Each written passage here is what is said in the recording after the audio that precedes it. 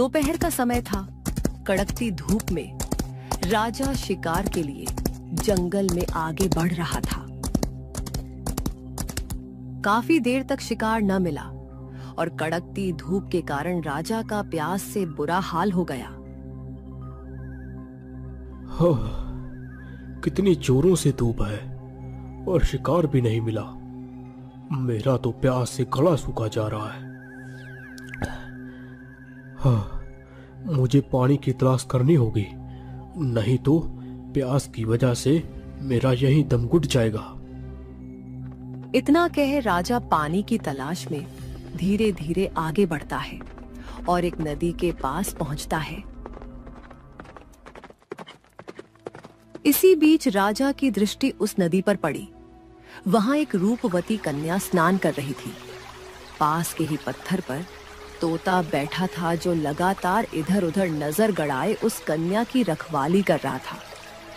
उसके पास एक चमकती हुई अंगूठी पड़ी थी। तभी राजा घोड़े से उतरकर पेड़ों के पीछे से झांकता है और पहली बार कन्या को देखता है। वह स्तब्ध रह जाता है। हे देवताओं, ये कौन सी अप्सरा है? ऐसा सौंदर्य तो मैंने आज तक नहीं देखा। मेरा हृदय तो इसी सरनिश का हो गया है।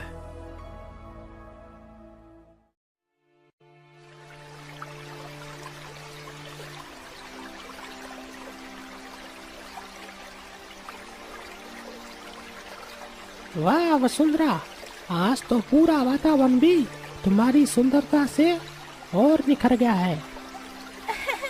अरे तोते, तुम भी ना बड़ी बड़ी बातें करने लगे हो। सच कह रहा हूँ, तुम्हारी सुंदरता तो कमल से भी कोमल है। तोते, अब और मत बढ़ा चढ़ा कर कहो, मैं तो साधारण कन्या ही हूँ। नहीं वसुंधरा, तुम साधारण नहीं हो। देखो अपने आप को, तुम्हारी ये सुंदरता अद्भुत है। राजा पेड़ के पीछे छिपकर उन्हें देख रहा था। वसुंधरा, जल्दी स्नान पूरा कर लो, कहीं कोई आ ना जाए। अरे तू भी ना हर समय चौकसी करता रहता है। ये जंगल है, यहाँ कौन आएगा? तभी राजा का घोड़ा आवाज करता है। कोई है, कोई है यहाँ पास में। तभी कन्या अपने वस्त्र पहन लेती है और नदी से बाहर आती है। कौन आया है वहाँ? तभी राजा आगे बढ़ता है, हाथ जोड़कर आदर से बोलता है। क्षमा करें देवी, मेरा कोई अनुसूचित इरादा नहीं था। मैं इस वन का राजा हूँ। आपकी सुंदरता ने मुझे रोक लिया। आपका रूप देखकर ऐसा लगता है मानो स्वयं सरस्वती नदी से बाहर आ खड़ी हुई है। दूर रहो हे राजा, मेरी वसुंधरा को स्नान करते हुए तुम छुप छुप कर देख रहे थे और अब तुम मेरी वसुंधरा को परेशान करने के लिए आ गई। अरे वाह, ये तो बोलने वाला तोता है। सच ही कहते हैं, ऐसी सुंदर कन्या के पास इतना चतुर रक्षक होना ही चाहिए। किंतु हे सुंदरी, मैं केवल आपसे परिचय पाना चाहता हूँ। यदि आपका हृदय निर्मल है तो शायद परिचय हो ही जाएगा। देवी, मैं जानता हूँ मेरा यहाँ आना आपको असहज कर रहा होगा, किंतु मेरा मन कहता है कि विधाता ने हमें यही मिलवाया है। महाराज, मैं केवल एक साधारण कन्या हूँ। राजाओं के वैभव और मेरे जीवन में बहुत अंतर है। ये सही कह रही है मेरी वसुंधरा। राजा लोग आते हैं, मीठे बोल बोलते हैं, फिर भूल जाते हैं। हे तोते, तुम तो बहुत तेज हो, पर विश्वास करो, अब मेरा हृदय छल से परे है। जब मैंने तुम्हारी वसुंधरा को पहली बार देखा, उसी क्षण मैंने प्रण किया कि मैं इन्हें सम्मान और प्रेम दूंगा। कन्या राजा की ओर देखती है, उसके शब्दों में सच्चाई महसूस करती है। महाराज, मेरा जीवन सरल है। मेरे पिता साधु हैं। यदि आप सचमुच मुझे पाना चाहते हैं तो पहले उनका आशीर्वाद पाना होगा। हाँ देवी, आपके पिता का आशीर्वाद ही मेरा सबसे बड़ा वरदान होगा।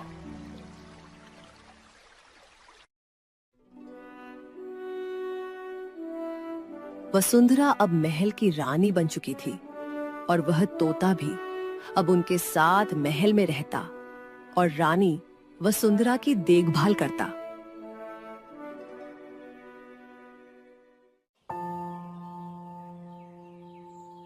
ऐसे ही कुछ दिन बीत जाते हैं और एक दिन राजा अपने मंत्री और कुछ सैनिकों के साथ राज्य में दौरे पर जाते हैं। मंत्री जी, आज हमें राज्य की सीमा पर जाना होगा। किसानों की समस्या और नए कर की व्यवस्था देखनी है। इसमें पूरा दिन लग सकता है। जी महाराज, तैयारियां हो चुकी हैं। घोड़े महल द्वार पर खड़े हैं। राजा बालकनी की ओर आता है जहां रानी खड़ी थी। प्रिय, आज मुझे राज्य का दौरा करना है। दिन भर मैं बाहर रहूंगा। तुम महल में निश्चित रहो। और हाँ, तुम्हारे प्यारे तोते को मैंने यही काम सौंपा है कि वह तुम्हारा और तुम्हारी अंगूठी का पूरा ध्यान रखे। जी महाराज, आप निश्चित होकर जाइए। मैं अपनी वसुंधरा पर पल भर भी आंच नहीं आने दूंगा। महाराज, जाते जाते एक बात कहनी है। आज ना जाने क्यों मुझे अपने पिताजी की बहुत याद आ रही है। उनका आशीर्वाद मिले बिना मन व्याकुल हो रहा है। प्रिय, चिंता मत करो। जब मैं लौट आऊंगा तो हम तुम्हें पिताजी से मिलवाने अवश्य चलेंगे। अभी राज्य का काम जरूरी है। हाँ महाराज, आप बेफिक्र रहिए। रानी जी सुरक्षित रहेंगी। मैं तोते की आँख हूँ और मेरी आँख कभी भी नहीं झपकती। ठीक है मेरे मित्र, तुम्हारे रहते हुए मुझे कोई चिंता नहीं। राजा और मंत्री घोड़ों पर सवार होकर महल से निकल जाते हैं।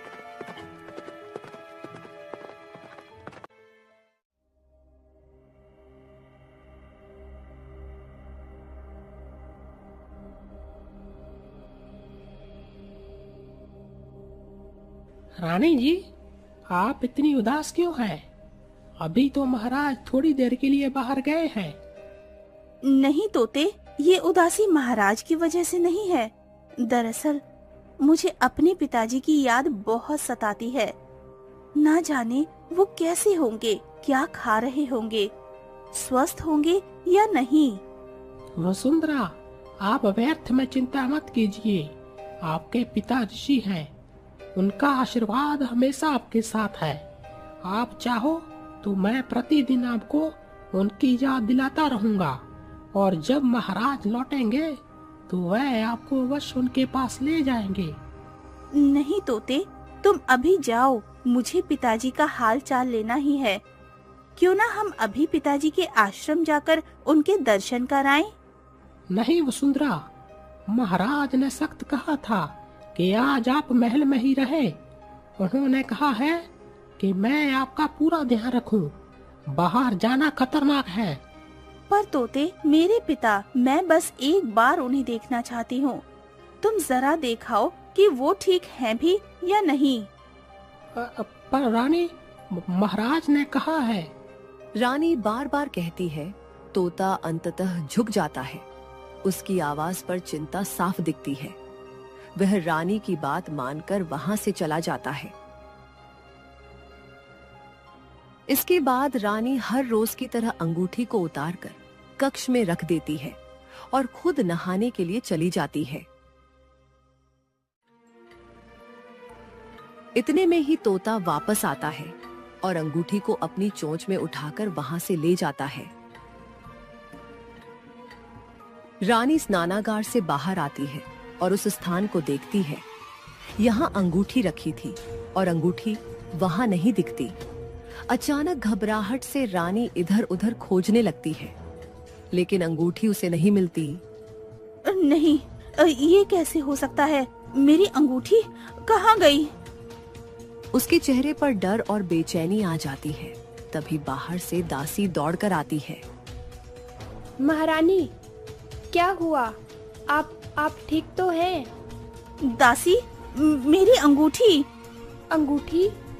कौन सी अंगूठी महारानी? वही मेरी अंगूठी। इतना कहते ही उसकी आंखें बंद होने लगती है। वह बेहोश होकर गिर पड़ती है। महारानी, कोई है?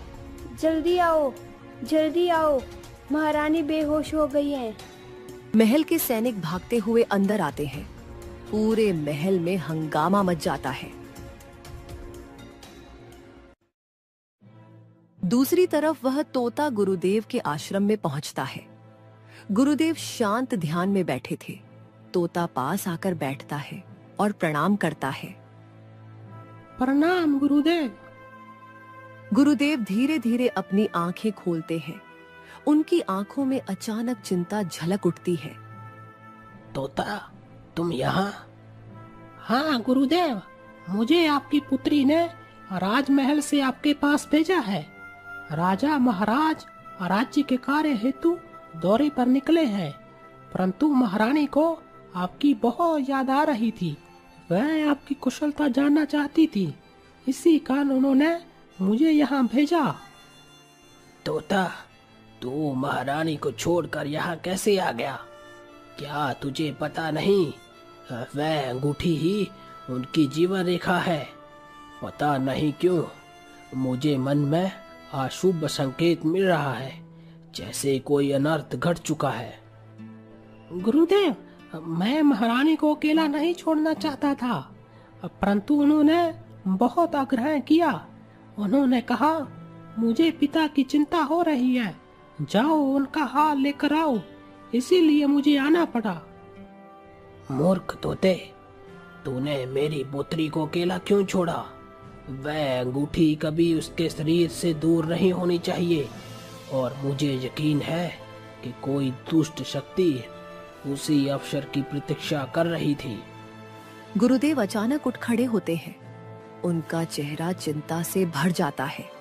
तोता, अभी तुरंत उड़कर वापस जा, अपनी रानी की रक्षा कर, और ध्यान रखना, अगर कोई अनहोनी हो चुकी हो तो मुझे तुरंत सूचित करना। जाओ और एक क्षण भी मत गवाओ।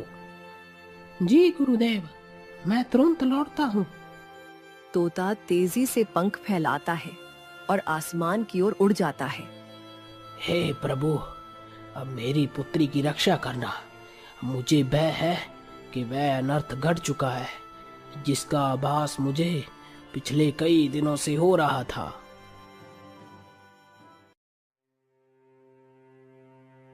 रानी बिस्तर पर पड़ी हुई थी।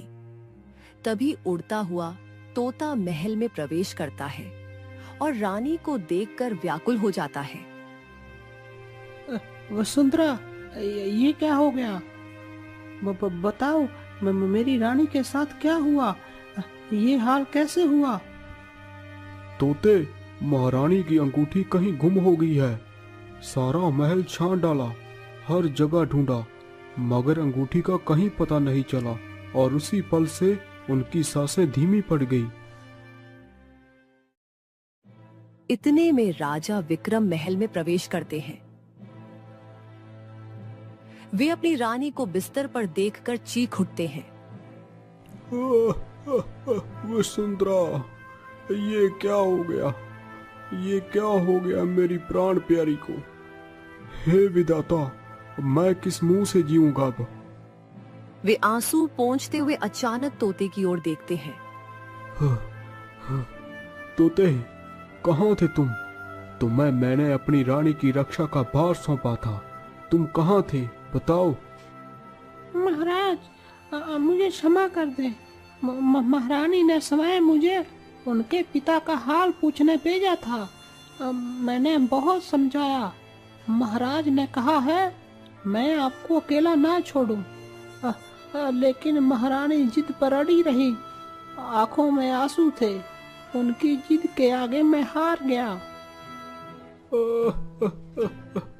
तोते, मैंने तुमसे कहा था ना, तेरी जरा सी चूक ने मेरी प्राण प्रिय को मौत के मुंह में पहुंचा दिया।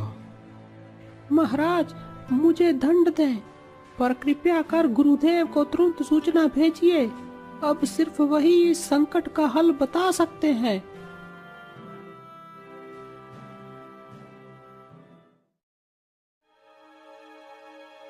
तभी आश्रम से गुरुदेव आते हैं। जैसे ही वे अपनी पुत्री को इस हालत में देखते हैं, उनका दिल टूट जाता है और करुण स्वर में पुकार उठते हैं। राजन, तुमने मुझे वचन दिया था कि मैं तुम्हारी पुत्री की रक्षा करूंगा। ये रक्षा है तुम्हारी, यही रक्षा है तुम्हारी। तुमने मेरी बेटी को मौत के हवाले कर दिया। राजा विक्रम उनके चरणों में गिर पड़ते हैं। गुरुदेव, मुझे क्षमा कर दो, मेरी वसुंधरा को बचा लो। मुझे बताइए मैं क्या करूं? आप उनकी जीवन रेखा बनो। मैं अपना सब कुछ दांव पर लगाने को तैयार हूं गुरुदेव। राजन, अब उसे जीवित रखने की केवल एक ही आशा है, वही अंगूठी। जब तक वह अंगूठी वापस ना मिले, इसे बचाना असंभव है। राजा विक्रम तुरंत उठ खड़े होते हैं और अपने मंत्री को पुकारते हैं। हाँ, मंत्री जी, तुरंत पूरे राज्य में ऐलान कर दो, जो भी मेरी रानी की अंगूठी ढूंढ लाएगा, मैं उसे मुंह मांगा इनाम दूंगा। धरती का धन, सामान, सब कुछ उसे मिलेगा। जाओ, एक क्षण भी व्यर्थ मत करो। जी महाराज, जैसा आपका आदेश।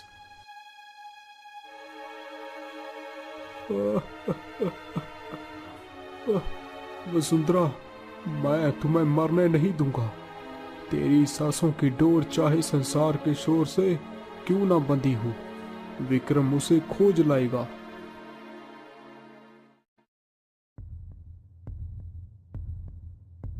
सुनो सुनो सुनो, राजा का आदेश है, जो भी रानी की खोई हुई अंगूठी ढूंढ कर लाएगा, उसे राजा महाराज अपने हाथ से मुंह मांगा इनाम देंगे। रानी का प्राण उसी अंगूठी पर टिका है। घर घर और खलिहान खलिहान तक यह खबर पहुंचा दो।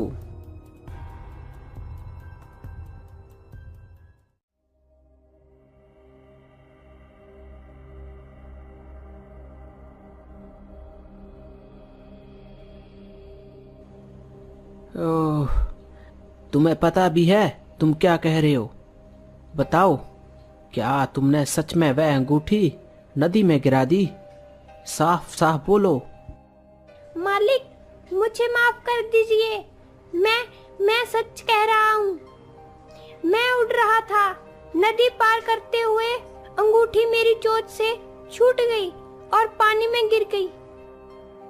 है, ये तुमने क्या कर दिया तोते? हम कितनी रातें उस अंगूठी के लिए जिए, हमने खुद को भूखा रखा, सारी योजना तेरे भरोसे रखी, और अब तू कहता है छूट गई। क्या ये बहाने हैं तेरे?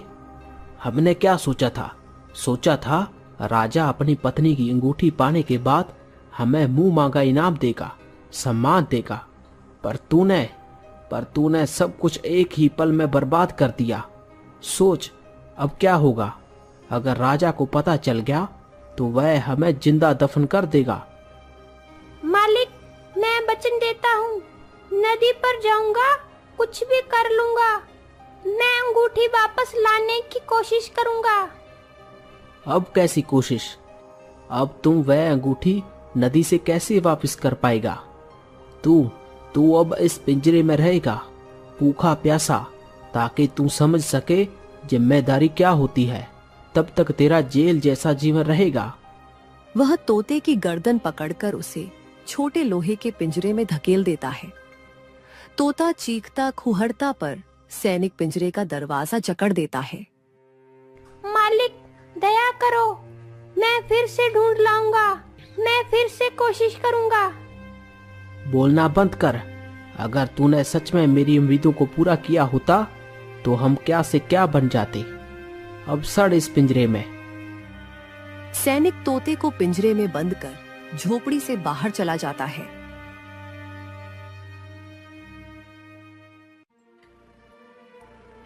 राजा अपनी रानी के पास खड़े थे। उनका चेहरा आंसुओं से भरा हुआ है। मंत्री गंभीर मुद्रा में आकर प्रणाम करता है। महाराज, हमने पूरे राज्य में घोषणा कर दी है। हर गांव, हर नगर तक संदेश पहुंचा चुके हैं, परंतु अब तक अंगूठी का कोई भी पता नहीं चल सका। मंत्री, रानी का प्राण उसी अंगूठी पर टिका है। कुछ भी करो, महल के आसपास की हर गली, हर कोना कोना छान मारो। मैं देरी बर्दाश्त नहीं कर सकता। वसुंधरा, आपकी ये हालत देखी नहीं जाती। मैं कसम खाता हूँ, उस अंगूठी को ढूंढ निकालूंगा, चाहे मेरी जान ही क्यों ना चली जाए। तोता अपने पंख फैलाकर उड़ जाता है। कई जगह खोजता है, महल के पास, बगीचे में, गांव की गलियों में,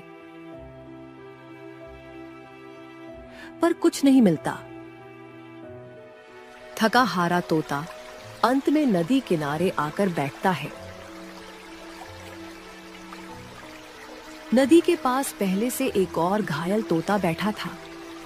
उसके पंखों से खून टपक रहा था। वह जख्मी हालत में भी कुछ खोज रहा था। रानी का तोता उसे देखता है और धीरे से उसके पास जाता है। क्या तुम रानी साहिबा के तोते हो? हाँ, मैं ही हूँ, लेकिन तुम कौन हो और तुम्हारी ये हालत? जख्मी तोता भारी सांस लेते हुए पूरी घटना बताता है। कैसे सैनिक ने अंगूठी चुराने का षड्यंत्र रचा, कैसे उसे डराकर पिंजरे में डाला और कैसे अंगूठी नदी में गिर गई। रानी का तोता ध्यान से सब सुनता है। तो ये सब उस सैनिक का किया धरा था। वही असली दोषी है जिसने मेरी वसुंधरा को इस हालत में पहुंचा दिया। उसे तो महाराज के सामने अवश्य सजा मिलेगी, लेकिन पहले हमें अंगूठी चाहिए। मेरी वसुंधरा को बचाना है। बताओ, क्या वह अंगूठी इसी नदी में गिरी थी? हाँ, यही इसी जगह। दोनों तोते उड़कर नदी के ऊपर नीचे तलाशते हैं, पर कोई चमक दिखाई नहीं देती। थक हार कर दोनों जमीन पर उतर आते हैं। अगर वह अंगूठी सचमुच इसी नदी में गिरी होती तो नदी में कहीं ना कहीं तेज रोशनी चमकती रहती, लेकिन देखो, यहाँ तो कुछ भी नहीं है। शायद अंगूठी नदी के तेज बहाव में कहीं दूर बह गई होगी। पास में ही एक बड़े पेड़ पर चिड़िया अपने घोंसले में बैठी उनकी बातें सुन रही थी। अचानक वह बोल उठती है। क्या तुम लोग उस चमकने वाली वस्तु को ढूंढ रहे हो? हाँ चिड़िया बहन, तुम्हें उस अंगूठी के बारे में कुछ पता है? हाँ, मैंने अपनी आँखों से देखा था। वो अंगूठी इस नदी में गिरी तो पहले बहुत तेज चमक रही थी, पर अचानक वो चमक बुझ गई, जैसे किसी ने उसे निगल लिया हो। मुझे लगा कोई नदी की मछली, कोई अदृश्य प्राणी उस अंगूठी को अपने साथ ले गया है। रुको, मुझे याद आया।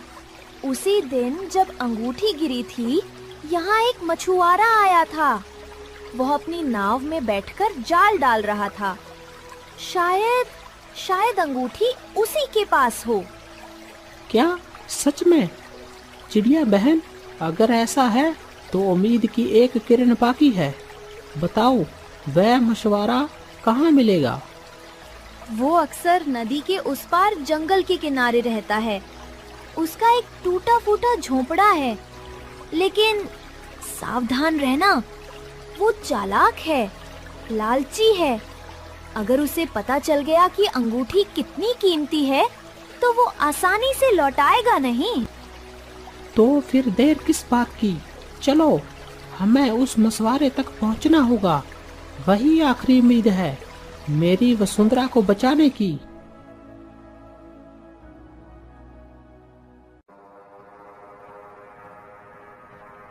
झोपड़ी के बाहर मछुआरा बैठा था। उसके हाथ में वही चमकती हुई अंगूठी थी। हा हा हा, ये कैसी वस्तु है? सोने से भी ज्यादा चमकती है, ना गहनों जैसी ना पत्थरों जैसी। ये चीज अगर किसी राजा के हाथ लग गई तो मैं तो माला माल हो जाऊंगा। तभी पेड़ पर बैठे तोते और चिड़िया सब देख लेते हैं। देखो, वही है वह अंगूठी, मेरी वसुंधरा की जीवन रेखा। लेकिन ये तो उसकी पकड़ में है। इस लालची इंसान से अंगूठी लेना आसान नहीं होगा। हमें चालाकी से काम लेना होगा। तोता उड़कर मछुआरे के पास जाता है और बोलता है, ओ मछुआरे, वह अंगूठी हमारी रानी वसुंधरा की है। तुरंत उसे हमें लौटा दो। यह तुम्हारे लिए खेल नहीं, किसी की जान का सवाल है। अरे वाह, बोलने वाला तोता। तो यह अंगूठी वाकई कोई मामूली चीज नहीं है। अब तो मैं पक्का यकीन कर गया हूँ कि इसके बदले मुझे खजाना मिलेगा। राजा से मिलकर सौदा करूंगा। जब तक मुझे सोना चांदी नहीं मिलेगा, यह अंगूठी मैं किसी को नहीं दूंगा। हाँ मछुआरे, तुम्हें इनाम मिल जाएगा। तुम इसे मुझे सौंप दो। मैं तुम्हें राजा से मुंह मांगा इनाम दिलवा दूंगा। अब जल्दी करो, देरी मत करो। नहीं तोते, मैं तुम्हारी बातों में नहीं आने वाला। पहले मुझे इनाम चाहिए, फिर तुम्हें यह अंगूठी मिलेगी। अरे मूर्ख, वह अंगूठी सिर्फ गहना नहीं है, वह जीवन का आधार है। अगर देर हुई तो रानी के प्राण सांसें थम जाएंगी। क्या तुम निर्दोष का खून अपने सिर लेना चाहते हो? मुझे कुछ नहीं सुनना। मेरे पूर्वजों ने भूख गरीबी में जान दी। अब यही मौका है, मैं इसे हाथ से जाने नहीं दूंगा। तोता और चिड़िया चिंतित नजरों से मछुआरे को देखते हैं। अब देखना राजा मुझे कितना बड़ा इनाम देगा। यह छोटी सी चीज मेरी किस्मत बदल देगी। अगर इससे सीधा लड़ाई की तो यह आदमी अंगूठी छिपा देगा। हमें चाल से काम लेना होगा। तोता मधुर आवाज में बोलता है, ओ मछुआरे, तुम सच में बड़े भाग्यशाली हो। वह अंगूठी सिर्फ सोने चांदी की नहीं, बल्कि जादुई है। जिसने भी इसे पहना, उसके पास कभी भूख प्यास नहीं लगेगी और धन दौलत अपने आप आएगी। क्या सच में? मतलब अगर मैं इसे पहन लूं तो मुझे हमेशा सुख मिलेगा? हाँ बिल्कुल, लेकिन इसके असली असर को देखने के लिए तुम्हें अपनी उंगली में नहीं, बल्कि इसे अपने हाथों में पकड़कर नदी के पानी में डुबाना होगा। तभी यह अपनी शक्ति दिखाएगी। वाह, तो फिर देर किस बात की? मछुआरा जैसे ही अंगूठी को पानी की ओर ले जाता है तो तोता अचानक तेजी से झपट्टा मारकर उसकी हथेली से अंगूठी छीन लेता है। अरे अरे धोखा, तूने मुझे बेवकूफ बनाया तोते। मूर्ख, ये लालच ही तेरा सबसे बड़ा शत्रु है। ये अंगूठी किसी की जान बचाने के लिए है, बेचने या सौदा करने के लिए नहीं।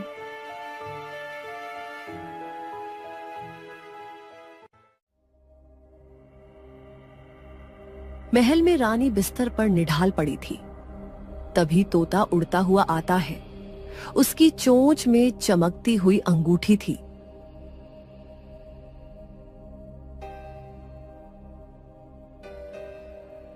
गुरुदेव, ये रही वसुंधरा की अंगूठी। जल्दी कीजिए, इसकी जान इसी से बच सकती है। गुरुदेव मंत्रोच्चार करते हैं, अंगूठी को हल्के से रानी की उंगली पर रखकर कुछ मंत्र पढ़ते हैं।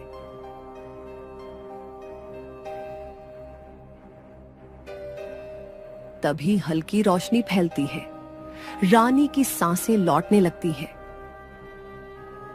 पिताजी, बेटी, तू फिर से जीवन पा गई।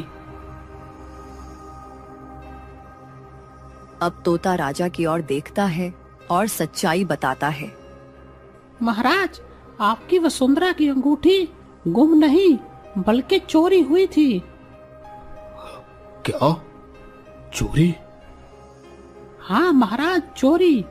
और यह सब वर्षों से काम कर रहे आपके सैनिक मोहन का ही काम है।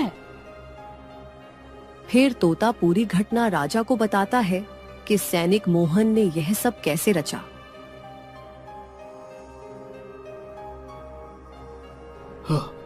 जाओ, उस विश्वास का सैनिक को पेश करो।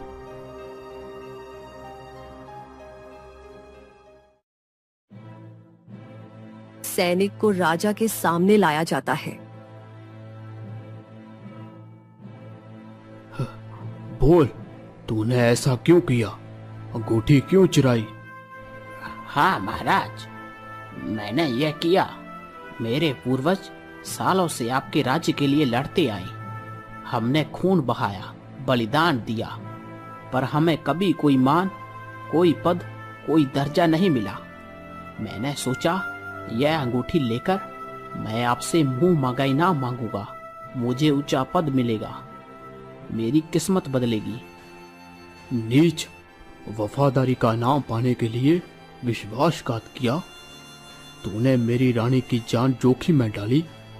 तेरे दुख मैं समझ सकता हूँ, पर तेरी करनी का अपराध उससे भी बड़ा है।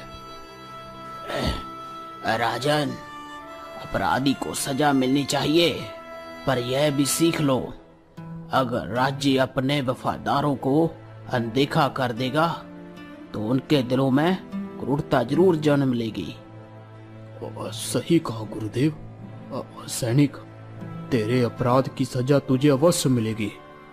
साथ ही मैं प्रण करता हूँ, अब से राज्य में जो भी सच्चा सेवक होगा उसे उसका सम्मान और हक मिलेगा। सैनिक शर्म से सिर झुका लेता है। आज मेरी वसुंधरा जीवित है तो इसका सबसे बड़ा कारण ये छोटा सा प्राण कर्मी प्राणी तोता है। हे वफादार तोते, तूने जो किया वह कोई बड़ा योद्धा भी नहीं कर पाता। आज से यह तोता केवल महल का रक्षक नहीं, अब बल्कि हमारे राज्य का मान है। तोते, तूने न केवल मेरी पुत्री की रक्षा की, बल्कि इस राज्य के भविष्य को भी बचाया। राजन, यह दिन हमें यह भी सिखाता है कि सच्ची निष्ठा केवल मनुष्यों में ही नहीं, बल्कि हर जीव में हो सकती है, और आज इस तोते ने यह सिद्ध कर दिया। हाँ, सही कहा गुरुदेव। मैं वचन देता हूँ, यह तोता स्वयं हमारे परिवार का हिस्सा रहेगा। मेरे प्यारे रक्षक, जब सबने तुझ पर शक किया तब भी तूने हार नहीं मानी। तूने हर कठिनाई पार करके मेरी जान बचाई है। मुझे तुझ पर गर्व है। अब से तू मेरा सच्चा मित्र और साया है। मैं कभी भी तुझे अकेला नहीं छोड़ूंगी। वसुंधरा की जय हो, महाराज की जय हो, वसुंधरा की जय हो। सेनापति और कुछ सैनिक मिलकर राजा भानु प्रताप को दूर जंगल में फेंक जाते हैं। हाँ, ये मैंने क्या किया? उस साधु की झूठी बातों में आकर मैंने अपने रतन जैसे पुत्र को त्याग दिया और इस सांप को दूध पिलाता रहा। सुमित्रा, तुम सही थी, मुझे मेरी करनी का फल मिल गया।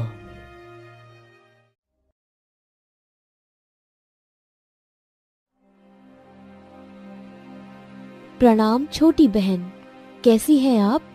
सुना है आज वीरेंद्र प्रताप ने अस्त्र शस्त्र के अभ्यास में बहुत अच्छा प्रदर्शन किया है।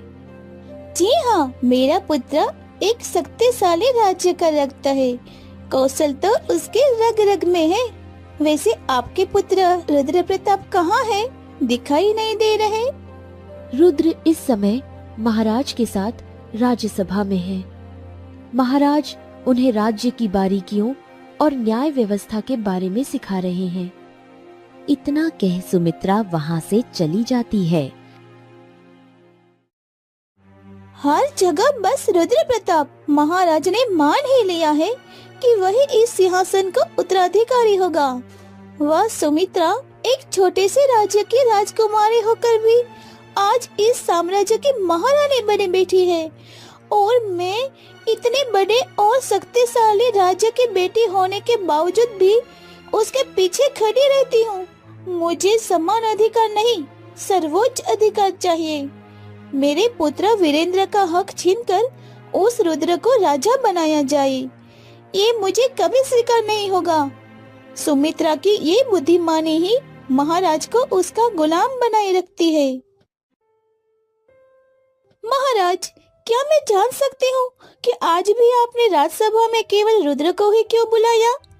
क्या वीरेंद्र को राजनीति सीखने का अधिकार नहीं है?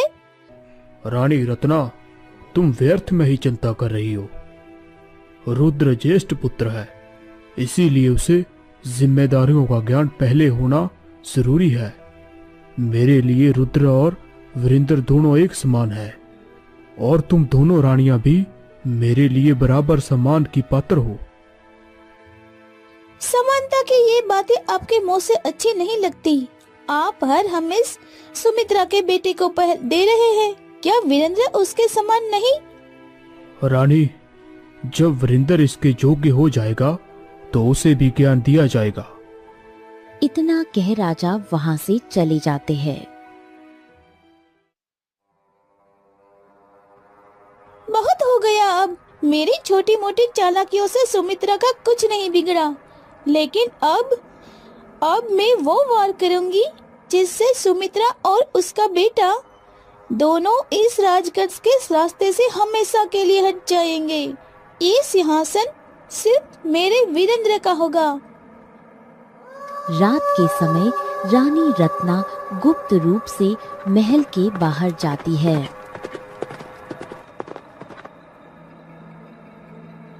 देखो, जो काम मैं तुम्हें सौंप रही हूँ उसमें रत्ती भर भी चूक नहीं होनी चाहिए। अगर तुम सफल हुए तो इतना स्वर्ण मिलेगा कि तुम्हारे साथ पीढ़ियां राज करेगी। हुक्म कीजिए महारानी। इस बहरूपिये के लिए किसी का भी रूप धरना और उसे सच कर दिखाना पाए हाथ का खेल है। तुम्हें एक सिद्धू साधु का वेश धारण करना होगा।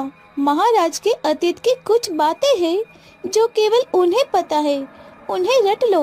तुम्हें महाराज का विश्वास जीतना है और फिर उनके मन में राजकुमार रुद्र प्रताप के खिलाफ जहर घोलना है। समझ गया महारानी, आप बेफिक्र हो जाइए। महाराज को लगेगा कि साक्षात ईश्वर का दूत उनसे बात कर रहा है। आप बेफिक्र रहिए महारानी।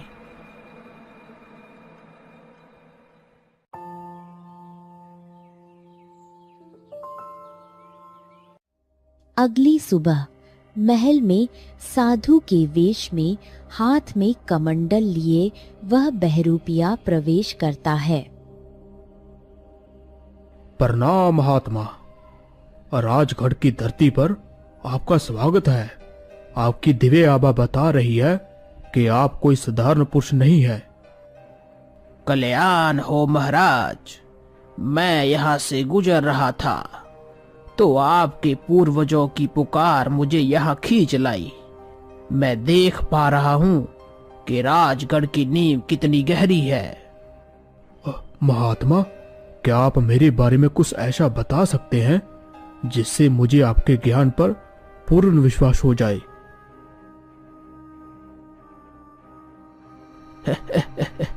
महाराज, मैं देख पा रहा हूँ आज से 20 वर्ष पहले जब आप शिकार पर गए थे और एक घायल हिरनी को बचाने के लिए आपने स्वयं के हाथ पर कटार का घाव सहा था।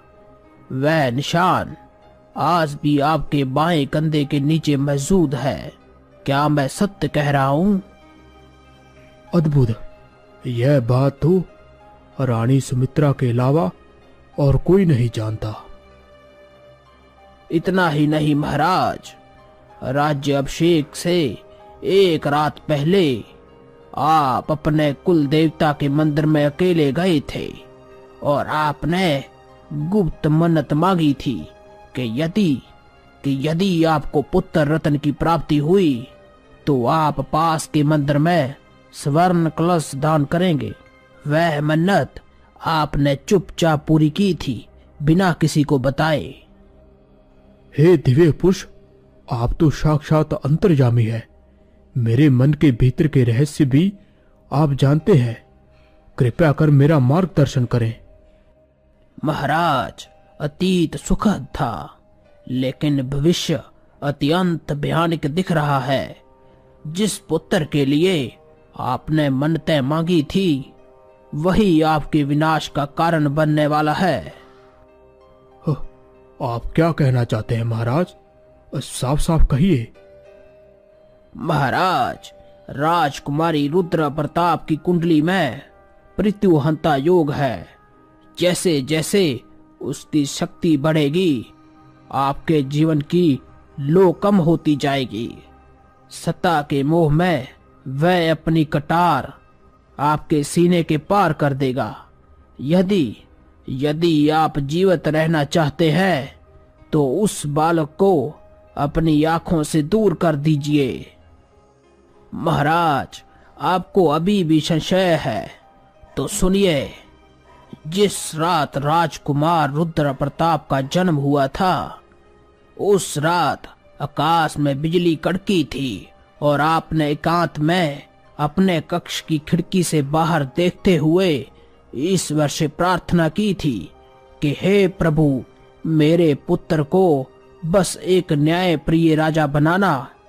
क्या यह सत्य नहीं है महाराज? हे ईश्वर, यह तो मेरी अंतरात्मा की पुकार थी। मैंने यह शब्द कभी भी किसी के सामने उच्चारित भी नहीं किए थे। महात्मा, आप तो साक्षात भगवान का रूप है। अब मुझे आपके एक एक शब्द पर पूर्ण विश्वास है। विश्वास मेरा नहीं, काल के सत्य का कीजिए महाराज। मुझे आपसे कोई धन दौलत नहीं चाहिए।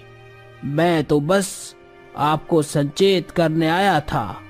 पुत्र का मोह राजा के विवेक को मार देता है। याद रखिए, आज का वह बालक कल का काल बनेगा। किंतु महाराज, क्या इसका कोई उपाय नहीं है? क्या रुद्रा सचमुच ऐसा करेगा? नियत बदली नहीं जा सकती महाराज, केवल टाली जा सकती है। यदि वह इस राज्य की सीमा के भीतर रहा, सूर्य अस्त होने जैसा निश्चित है आपका अंत। निर्णय आपका है, अपना जीवन या अपने पुत्र का मोह। ठहरिए महात्मा, मुझे मार्गदर्शन दीजिए कि मेरा कार्य समाप्त हुआ राजन। मैं तुम्हें सिर्फ इस बात के लिए संचेत करने आया था। अब कोई प्रश्न नहीं, केवल कर्म कीजिए। प्रणाम महाराज। बहरूपिया बहुत ही शांत और प्रभावशाली कदम रखते हुए महल से बाहर चला जाता है। जो मेरे अतीत और मन के बारे में इतना कुछ जानता है वह साधारण साधु नहीं हो सकता। वह निश्चय ही कोई देवदूत थे जो मुझे चेतावनी देने आए थे। ओह, मेरा भाग्य! क्या मेरा अपना ही पुत्र मेरा शत्रु बनेगा?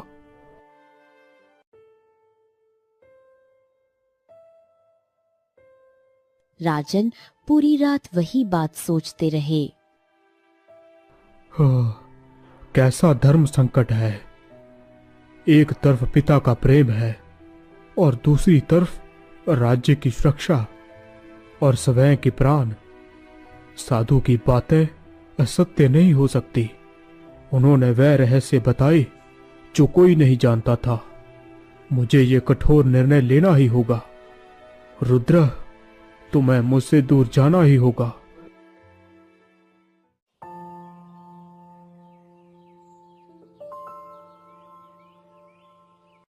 सुबह होते ही राजा भानु प्रताप रानी सुमित्रा के कक्ष में आते हैं।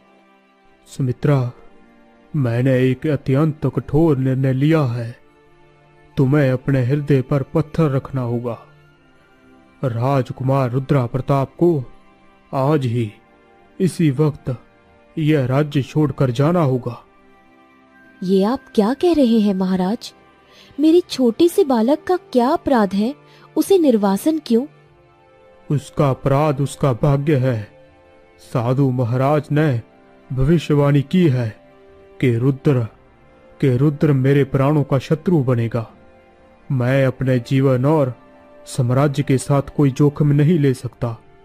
उसे जाना ही होगा सुमित्रा। महाराज, रुद्र आपका पुत्र है और मेरा सर्वस्व। यदि एक पिता अपने पुत्र का साथ छोड़ सकता है तो एक माँ कभी ऐसा नहीं कर सकती। अगर मेरा पुत्र इस राज्य से बाहर जाएगा तो मैं भी उसके साथ जाऊंगी। जहाँ मेरा रुद्र रहेगा वहीं उसकी माँ रहेगी। सुमित्रा, तुम पागलपन कर रही हो। तुम एक महारानी हो। महलों के सुख छोड़कर दर दर ठोकरें क्यों खाना चाहती हो? महाराज, महलों का सुख मुझे मेरे पुत्र से बढ़कर नहीं है। आप अपनी सुरक्षा चुनिए, मैं अपना धर्म चुनती हूँ। मैं उसे इस क्रूर दुनिया में अकेला नहीं छोड़ूंगी। आज से आपके लिए राजगढ़ का सिंहासन है और मेरे लिए मेरा पुत्र। रत्ना यह सब देख बहुत खुश हो रही थी क्योंकि अब उसके बेटे को ही सिंहासन मिलना था। आएगा। ऐसे ही कुछ वर्ष बीत जाते हैं। पुत्र वीरेंद्र, अखाड़े के गुरुजी ने बताया कि तुम आज फिर अभ्यास के लिए नहीं पहुंचे। तुम इस विशाल साम्राज्य की राजकुमार हो। कल को तुम्हें ही इसकी भाग दौड़ संभालनी होगी। क्या तुम्हें अपनी जिम्मेदारियों का बिल्कुल भान नहीं है? पिताजी, अभ्यास करने के लिए सेवक है। मुझे पसीना बहाने की क्या आवश्यकता? और भाग दौड़ की चिंता आप क्यों करते हैं? राजा का पुत्र तो राजा ही बनेगा ना, चाहे उसे युद्ध आता है या नहीं। मूर्खतापूर्ण बातें मत करो। एक राजा केवल जन्म से नहीं, अपनी विद्या, नीति और वीरता से पहचाना जाता है। यदि तुम स्वयं को नहीं बदलोगे तो मैं तुम्हें इस सिंहासन के योग्य कभी नहीं मानूंगा। इतना कह राजा वहां से चले जाते हैं। सेनापति, सुना आपने? महाराज कह रहे हैं कि वह मुझे राजा नहीं बनाएगी। लगता है बुढ़ापे में उसकी बुद्धि भ्रष्ट हो गई है। हमें कुछ करना होगा। राजकुमार, महाराज के विश्वास पात्र मंत्री हमारे रास्ते का कांटा है। यदि वह हट जाए तो सेना हमारे नियंत्रण में होगी और सिंहासन आपके कदमों में। तो देर किस बात की? आज रात के भोजन में मंत्री के लिए विशेष उपहार का प्रबंध करो। उसके बाद हम महाराज का हिसाब करेंगे। मंत्री की मृत्यु के बाद राजकुमार वीरेंद्र प्रताप सेनापति के साथ महाराज के कक्ष में घुसते हैं। वीरेंद्र, सेनापति, ये क्या है? इस तरह मेरे कक्ष में आने का क्या अर्थ है? अर्थ बहुत सरल है पूर्व महाराज। अब आपकी सत्ता का सूर्यास्त हो चुका है। सेनापति, इसके सिर से वह मुकुट उतारो जिसे देने में ये आनाकानी कर रहे थे। धिक्कार है तुम पर। मैंने तुम्हें पुत्र माना और तुम। अब आप राजा नहीं, एक साधारण वृद्ध है। ये कीमती वस्त्र आप पर शोभा नहीं देते। रत्ना, देखो तुम्हारा पुत्र क्या कर रहा है।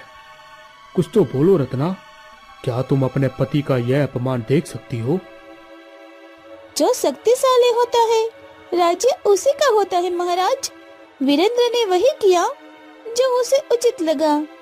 मैं इसमें क्या कह सकती हूँ? सेनापति, इसे साधारण कपड़ों में महल की सीमा से बाहर फेंक दो। आज से राजगढ़ का राजा मैं हूँ। सेनापति और कुछ सैनिक मिलकर राजा भानु प्रताप को दूर जंगल में फेंक जाते हैं। हाँ, ये मैंने क्या किया? उस साधु की झूठी बातों में आकर मैंने अपने रतन जैसे पुत्र को त्याग दिया और इस सांप को दूध पिलाता रहा। सुमित्रा, तुम सही